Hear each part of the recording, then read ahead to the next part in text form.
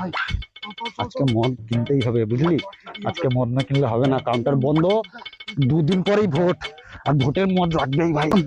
কয় বোতল স্টক করে রেখে দিই বুঝলি, মদ তুলে এই বিক্রি করে। দাদা আছে নাকি?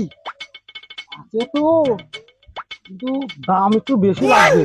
আরে দাম এমনি তুমি বেশি নিও, এমনি কোথাও মাল পাচ্ছি না, তুমি এখন যা আছে তুমি টাকা কত লাগবে তুমি নিও, আমাদেরকে তুমি মাল দাও।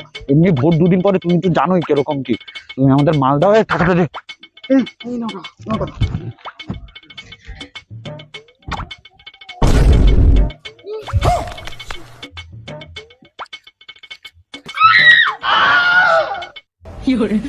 স্যার মাফ করে দেন, আর মদ দিন আগে মদ বিক্রি করবে না, চারিবার কার মতো মাফ করে দেন, মা কালী বিক্রি করতে আর মদ বিক্রি করবে না। আরে চাপ নিচ্ছিস কেন?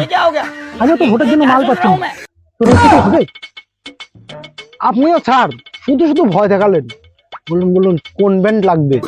দে দে একটা জয় করে দিই। এই নিন স্যার 1000 টাকা। कितने तेजस्वी लोग हैं हमारे पास, कितने शानदार विचार